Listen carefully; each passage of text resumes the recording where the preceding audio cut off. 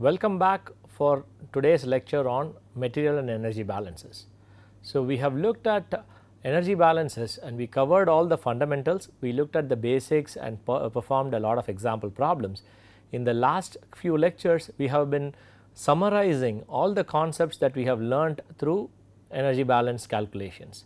So, today we will be solving a problem which actually tries to summarize all the concepts that we have learnt from both material and energy balances.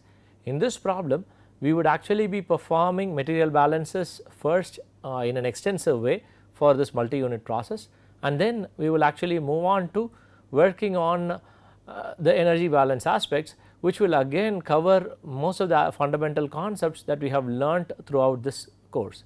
So, this problem nicely summarizes all the aspects which have been covered over the past few weeks in this course. So, let us now go to the problem. So, the problem statement says a proposed method of producing methanol is to react CO2 with hydrogen. CO2, 1 mole of CO2 reacts with 3 moles of hydrogen to form 1 mole of methanol and 1 mole of water. Assume that the gross feed enters the reactor in the stoichiometric quantities needed for the reaction. Also, 0.5% nitrogen flows in with the fresh feed. On one pass through the reactor, 57% conversion is obtained. The concentration of nitrogen in the gross feed into the reactor cannot exceed 2%. How much heat must be added or removed from the system given here? Assume 1 kilomole of carbon dioxide enters the reactor every hour. So, here is the flow chart. So, you have a fresh feed which is coming in at 25 degrees Celsius containing carbon dioxide, hydrogen and nitrogen. It is getting mixed with a recycle feed which again contains carbon dioxide, nitrogen and hydrogen. However, this recycled gas is at 90 degrees Celsius, and here you end up having a gross feed which would contain carbon dioxide and nitrogen and hydrogen. Here what you have been given is it is 3 moles of hydrogen per mole of carbon dioxide, which is the stoichiometric ratio with which it is coming in. It has been told that the gross feed enters the reactor in the stoichiometric quantities needed for the reaction, and based on the reaction equation we know that for every mole of carbon dioxide there are 3 moles of hydrogen required. So, that would be the ratio which has been given here, and this gross feed enters the reactor where 57% conversion for a single pass is obtained. So, the gross feed, if you were to take reactor as the system, then you would have 57% conversion. So, if you remember the lectures which we had on systems with recycle and reactions, we would have discussed what single pass and overall conversion is. Here we have actually talked we have been given the single pass conversion. So, this means the feed which is passing through the reactor a single time gets a 57% conversion, and this results in the formation of product gases. And as you can see, the product gas then goes into a separator where methanol vapor at 70 degrees Celsius, water liquid at 70 degrees Celsius are taken out as products, and you have a stream of gases which are the non-condensable components, namely carbon dioxide, hydrogen and nitrogen, which are actually leaving the separator. So, this is split into 2 streams, one is purged and the other is recycled. The purged stream is at 100 degrees Celsius and the recycled gas is at 90 degrees Celsius. So, this is the system which we are looking at. The 90 degrees Celsius is recycle is basically mixed with the fresh feed. So, now we have this process given to us. We have been asked to identify how much heat must be added to or removed from this entire system. Let us look at this process and try to perform all the required calculations. So, as I always say, the first step for performing any energy balance calculation is to perform material balances. Here we have been given 1 kilomole of CO2 enters the reactor every hour. So, which means the basis we have to use would be 1 kilomoles of CO2 in the gross feed. So, with that we would be able to perform the required material balance calculations. So, the first part would be to perform the extensive material balances that are required for getting the flow rates for all the streams. Once we have that, we can actually perform the energy balances. Let us go to the problem, let us try to solve this problem. based on the information given to us in the problem, we can use the basis as 1 kilomole of CO2 in gross feed. So, we have been told that 1 kilomole of CO2 enters into the reactor, which means this is the gross feed and you have 1 kilomole of CO2 entering here. So, this is the basis given. So, we have also been told that the feed which is entering the reactor contains stoichiometric ratio of CO2 and hydrogen, and we have all, which is 3:1. So, which has also been given to us. So, now that we have that information, it would mean that the gross feed actually would contain 3 kilomoles of hydrogen as well. So, you have 1 kilomole of carbon dioxide and 3 kilomoles of hydrogen. So, in addition to carbon dioxide and hydrogen, you also have nitrogen. We need to find out how much nitrogen is accompanying this carbon dioxide and hydrogen. How would we do that? We have been told that the concentration of nitrogen in the gross feed cannot exceed 2%. So, which means we will use 2% as the concentration of nitrogen in the gross feed, and using that concentration, assuming that it is at the maximum threshold given, we will be able to identify how much nitrogen is present. So, if we were to assume nitrogen concentration, the nitrogen mole percentage is 2%.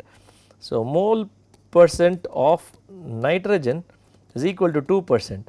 This implies what you have would be number of moles of nitrogen divided by number of moles of nitrogen plus number of moles of hydrogen plus number of moles of carbon dioxide times 100 is equal to 2%. So, what you would have from here is the only value we do not know is N2, which is the number of moles of nitrogen. The other values are already known. We know that hydrogen is 3 kilomoles and carbon dioxide is coming in at 1 kilomole, and the concentration, the mole percentage is 2%. So, the mole fraction is 0.02. So, using this we can actually calculate the value for the number of moles of nitrogen, and the value we would get would be 0.0816 kilomoles. So, we have 0.0816 kilomoles of nitrogen coming in. So, we also have been given that the single pass conversion is 0.57 or 57%. How would we be able to use the single pass conversion? For using this value, we need to ensure that the reactant which is entering the reactor only passes through the reactor a single time. So, which means we have to take the reactor, the gross feed, as the component which is crossing the system boundary, and we need to ensure that the whatever is leaving does not come back through the recycle stream, and the system needs to be chosen appropriately.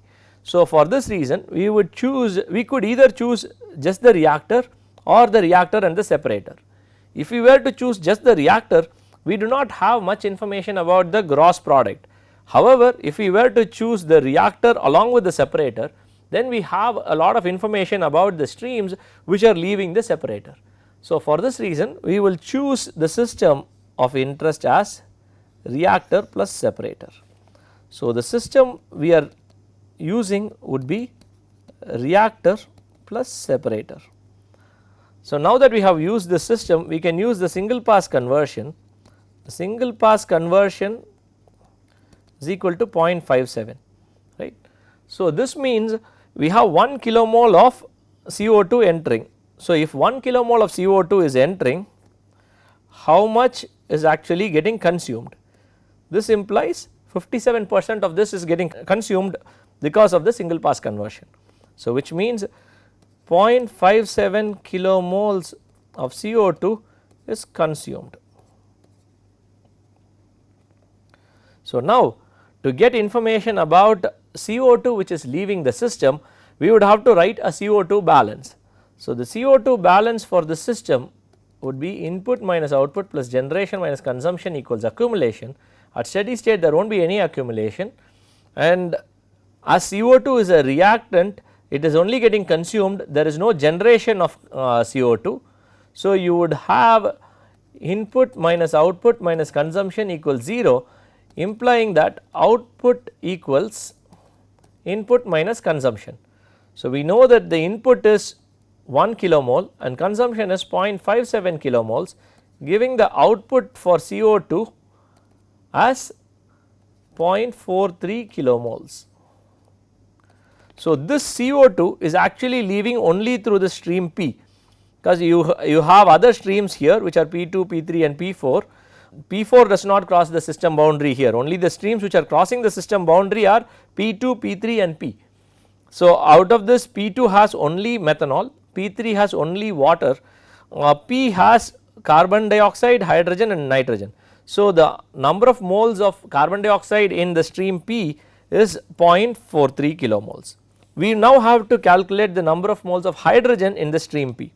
So, using the same system, we need to now write a hydrogen balance. The hydrogen balance again is input minus output plus generation minus consumption equals accumulation. At steady state there is no accumulation, again hydrogen is a reactant, so there is no generation of hydrogen. So, your output again would become input minus consumption. So, input we already know is 3 kilomoles. So, what is consumption? So, consumption of hydrogen would also be equal to 0.57 times 3, because this is 57% conversion for a single pass applies for both carbon dioxide and hydrogen, because they are fed at stoichiometric ratios.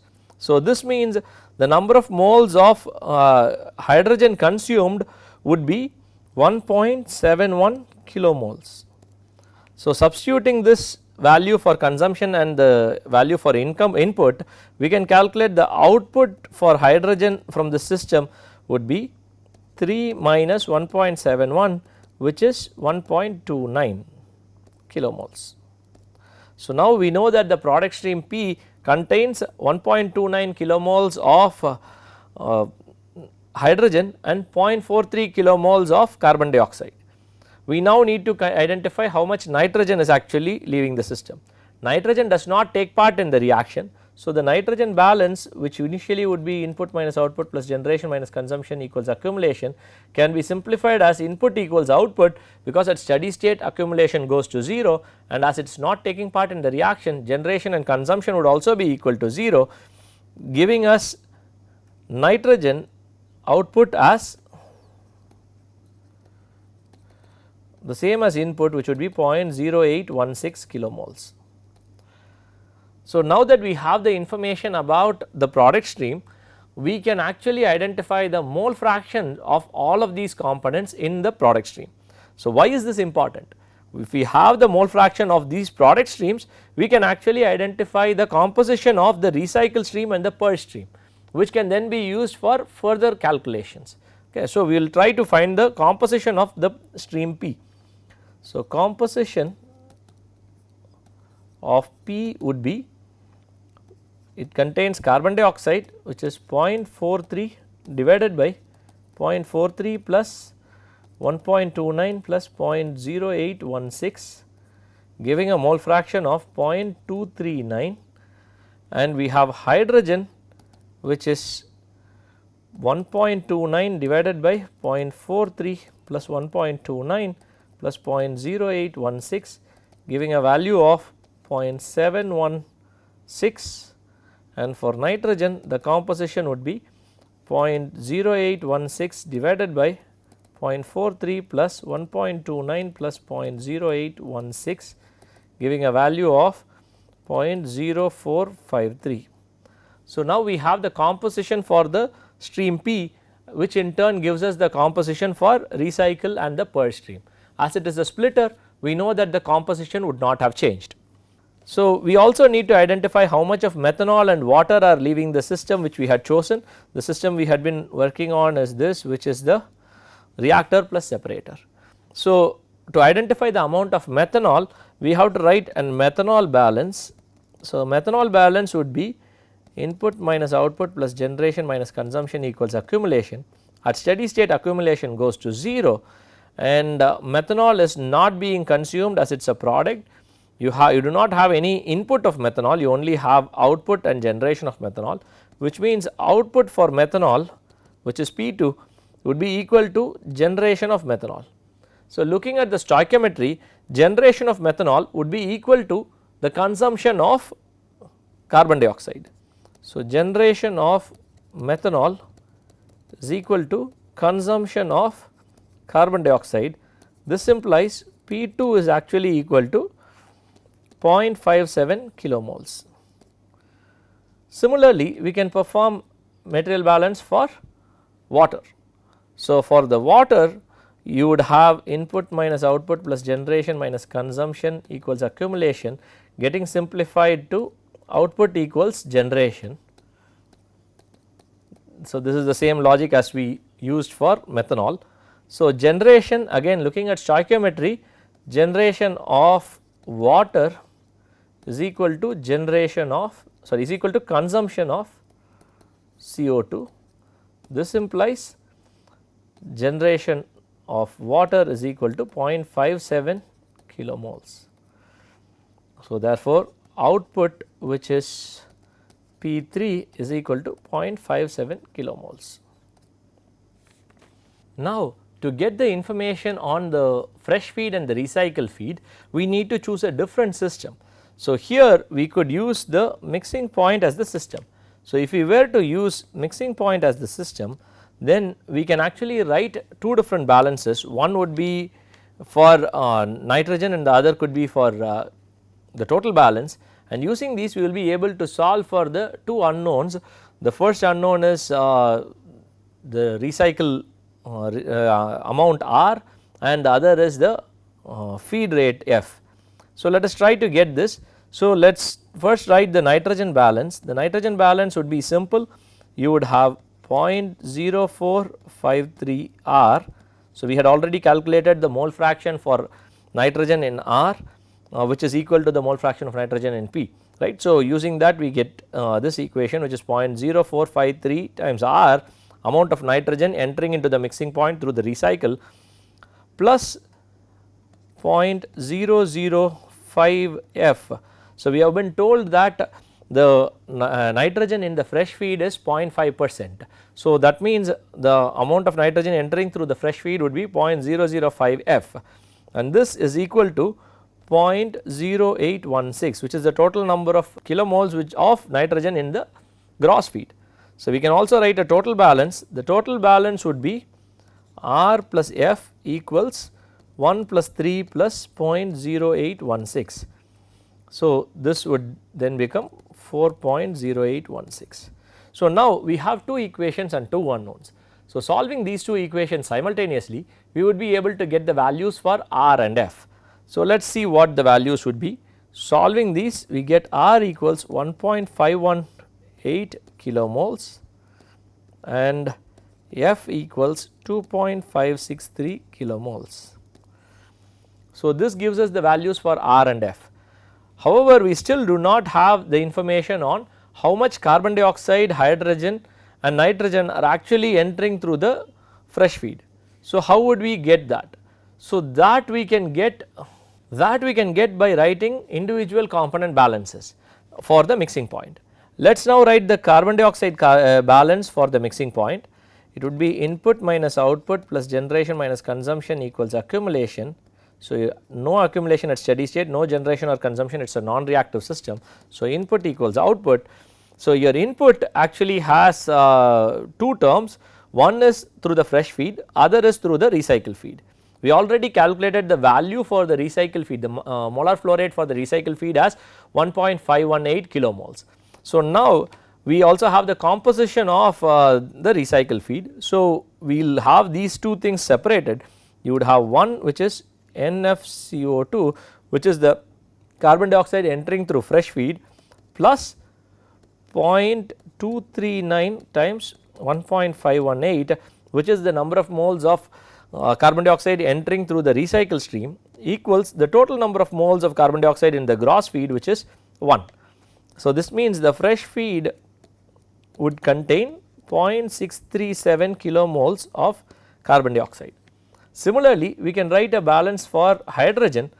The hydrogen balance would basically be again input equals output. For a non-reactive system at with steady state, it would be input equals output, and the equation would be N hydrogen F plus 0.716 times 1.518 equals 3.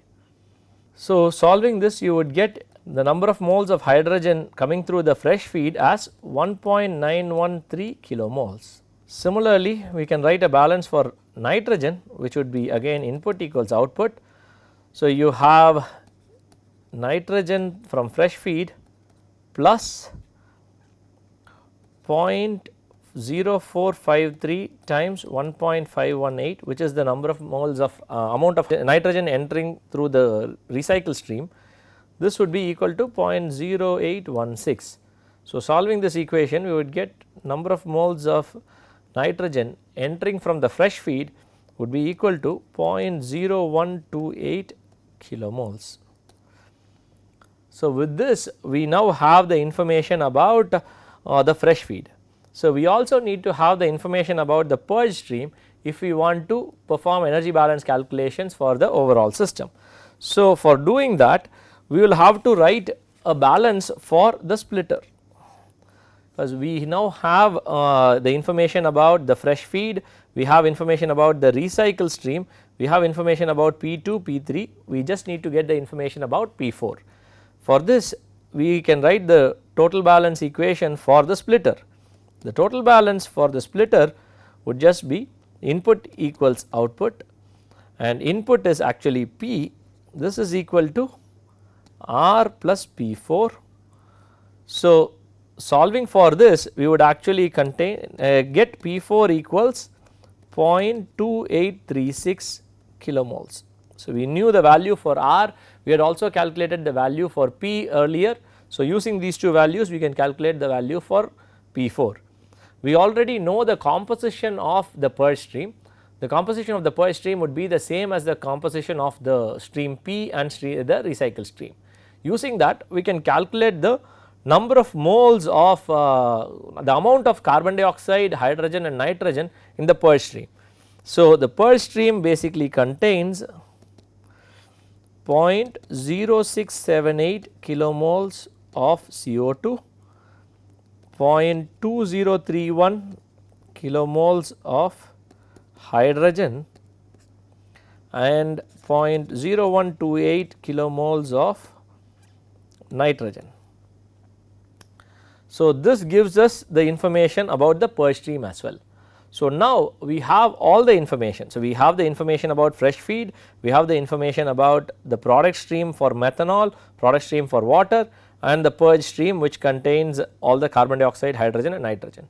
So, we have information about the overall system, all the flow rates for the overall systems are available. So, the amounts now that are available can be used for performing the energy balance calculations. So, what is the energy balance we can perform?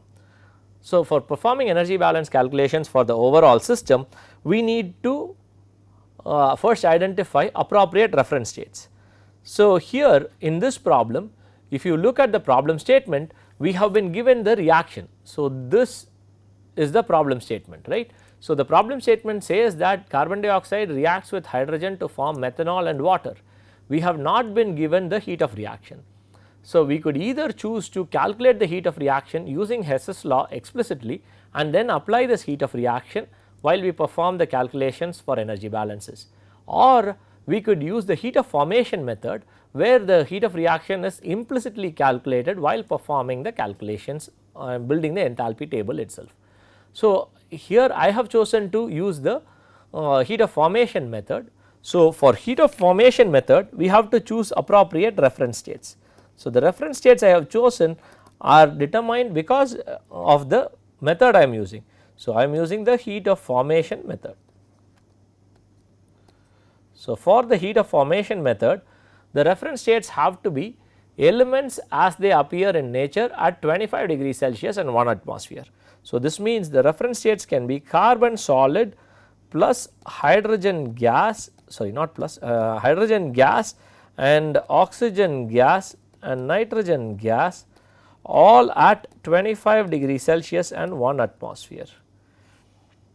So, now that we have taken this as the reference state, we would have to build the enthalpy table. So, let us build the enthalpy table for the overall system. So, the overall system encompasses the mixing point, reactor and the separator. So, the only streams which are crossing the system boundary are the fresh feed which contains carbon dioxide, hydrogen and nitrogen, and you have the product streams which are methanol and water, and the purge stream which contains carbon dioxide, hydrogen and nitrogen. So, let us now write the system enthalpy table for this. You would have carbon dioxide, hydrogen, nitrogen, methanol and water. So, these are the components which are crossing the system boundary. So, you have N in dot, H cap in, N out dot and H cap out. So, let us fill out the values. So, based on the material balance calculations we have performed, we know that 0.637 kilomoles of carbon dioxide enters through the fresh feed, 1.913 kilomoles of hydrogen enters through the fresh feed and 0.0128 kilomoles of nitrogen enters to the fresh feed. There is no methanol or water entering to the fresh feed. So, let us look at the exit streams. We now have carbon dioxide leaving through the purge stream. We have calculated the number of moles of carbon dioxide leaving through the purge stream as 0.0678 kilomoles, and the amount of hydrogen leaving through the purge stream is 0.2031 kilomoles. Amount of nitrogen leaving through the purge stream is 0.0128 kilomoles, and you have methanol which is leaving the system as 0.57 kilomoles through the product stream P2, and water is leaving 0.57 kilomoles of water is leaving through P3, and now we have all this information. We had used the reference states as carbon solid, hydrogen gas, oxygen gas, nitrogen gas, all at 25 degrees Celsius and 1 atmosphere, right. So, for the heat of formation method. So, here the first component is carbon dioxide. Carbon dioxide coming in at 25 degrees Celsius, you would have some enthalpy associated with it compared to the reference state, because you have the formation of carbon dioxide. The next one is hydrogen, which is coming in at 25 degrees Celsius and 1 atmosphere. It is the same as the reference state. So, this would be 0. Now, nitrogen coming in at 25 degrees Celsius and 1 atmosphere is at reference state. So, which will also be 0. So, the exit streams, all of them are at a different temperature or exiting as a compound rather than the element, which means we would have to calculate all these enthalpies. So, this would be H2 cap, H3 cap, H4 cap, H5 cap and H6 cap. So, now we have to calculate 6 different enthalpy, specific enthalpy values. Let us first calculate H1 cap. The H1 cap is basically the first enthalpy where carbon and oxygen, carbon solid and oxygen gas at 25 degrees Celsius forms carbon dioxide at 25 degrees Celsius and 1 atmosphere. So, the reference state is carbon solid, and so the reference state used is carbon solid and oxygen gas at 25 degrees Celsius and 1 atmosphere. From here it goes to carbon dioxide at 25 degrees Celsius and 1 atmosphere. So, this which is the fresh feed for carbon dioxide. So, here only formation of standard heat of formation for carbon dioxide has to be accounted for. So, H1 cap would be equal to the standard heat of formation for carbon dioxide gas. So, this value can be obtained from any table. So, this value is actually minus 393.5 kilojoules per mole. Now, we have to look at H2 cap. So, H2 cap is again for carbon dioxide. However, the exit stream carbon dioxide is leaving at 100 degrees Celsius. So, we now have a process where carbon solid and oxygen gas at 25 degrees Celsius forms carbon dioxide at 100 degrees Celsius. So, the first step would be formation of carbon dioxide at 25 degrees Celsius, and from here you have the heating of carbon dioxide to form carbon dioxide at 100 degrees Celsius. So, the first step would have the heat of formation, and the second step would be a delta T term. So, your H2 cap would be equal to the standard heat of formation for carbon dioxide gas plus integral 25 to 100 Cp of CO2 gas dt. So, using the Cp of CO2 gas from any table and the heat of formation, we will be able to calculate this value as minus 390.6 kilojoules per mole. So, since CO2 is a combustion gas, instead of performing integral Cp dt, we would also be able to get the value for the enthalpy of carbon dioxide with reference to 25 degree Celsius from a table, which is the combustion gas table which we had discussed earlier. So, we now have H2 cap. Let us look at H3 cap. H3 cap is nothing but hydrogen gas at 100 degree Celsius. So, this is only the heating of hydrogen gas from 25 degree Celsius, which is the reference state, to 100 degree Celsius, which is the exit purge condition.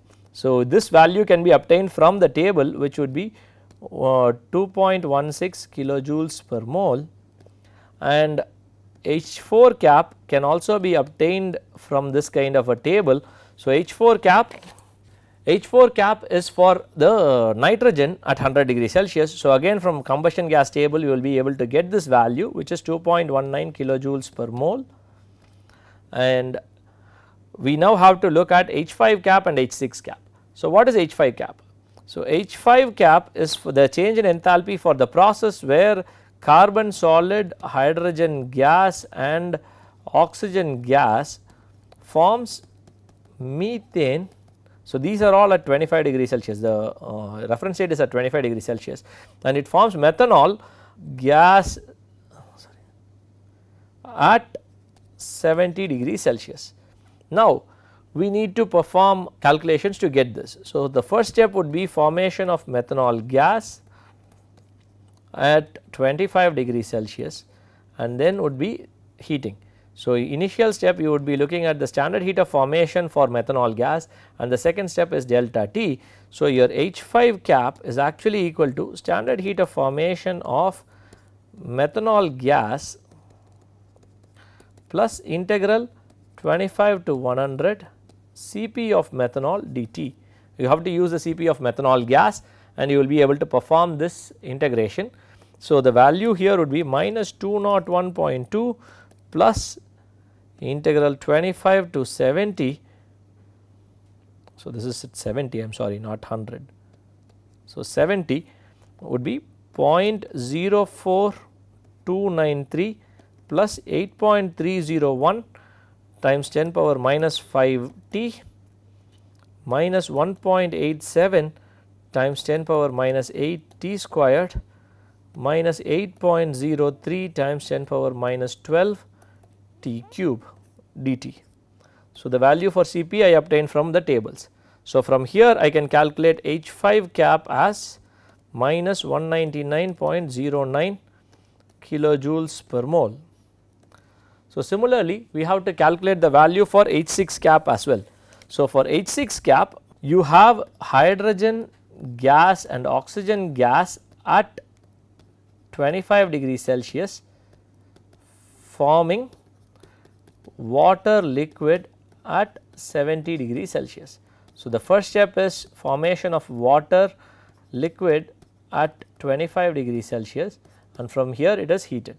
So, the first step is just heat of formation, standard heat of formation for water liquid, and the second step is delta T, which will be integral Cp dt.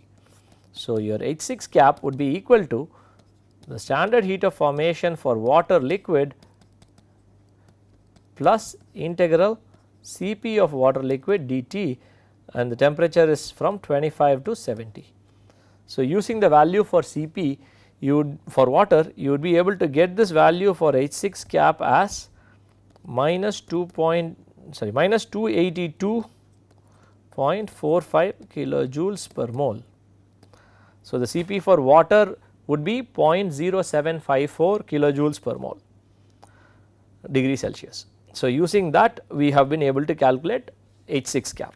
Now that we have calculated all the enthalpy values, let us go ahead and fill the enthalpy table.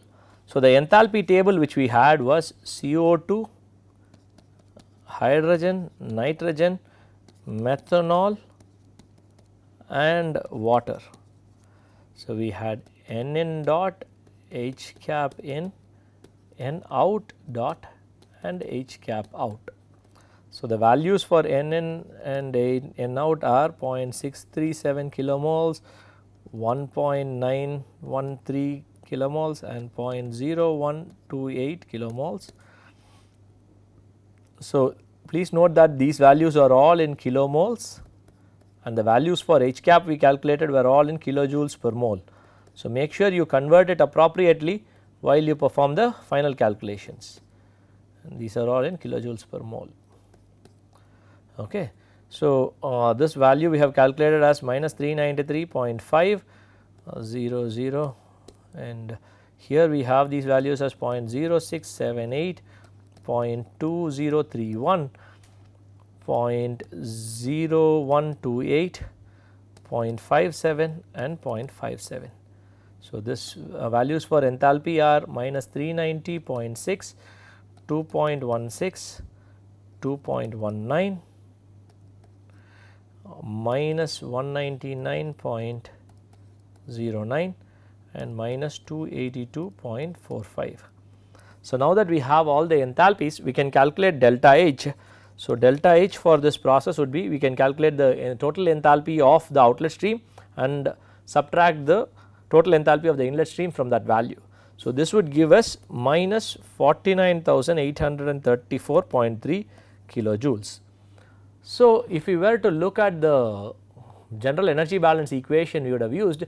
So, for the open system, the energy balance equation would have been Q minus Ws equals delta H minus plus delta Ek plus delta Ep, and you have no change in kinetic potential energy, no moving parts. So, with this would give us Q equals delta H, and Q, which is the amount of heat supplied or removed from the system, would be minus 49,834.3 kilojoules.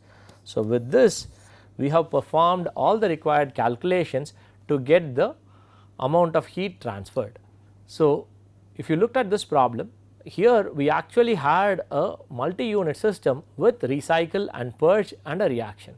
So, for this type of a system, we actually performed all the required material balances to get the information about the fresh feed, purge stream and the product streams, and once we had this information, we went ahead to perform the energy balances for the overall system. For this overall system, we have actually been able to calculate the amount of heat which needs to be transferred, and here we took into consideration the heat of reaction in an implicit way by using the heat of formation method. So, this particular problem summarizes all the aspects which we have been looking at and gives us a succinct overview of all the fundamental concepts that have been covered through this course till this point. In the next lectures, we will now start looking at systems which are not in steady state. Until this point, all the systems which we have been working with have been systems at steady state. So, in the next lecture, from the next lecture onwards, we will actually look at systems which are not in steady state, and we will look to see how material and energy balance calculations can be performed for such unsteady state processes. Until then, thank you and goodbye.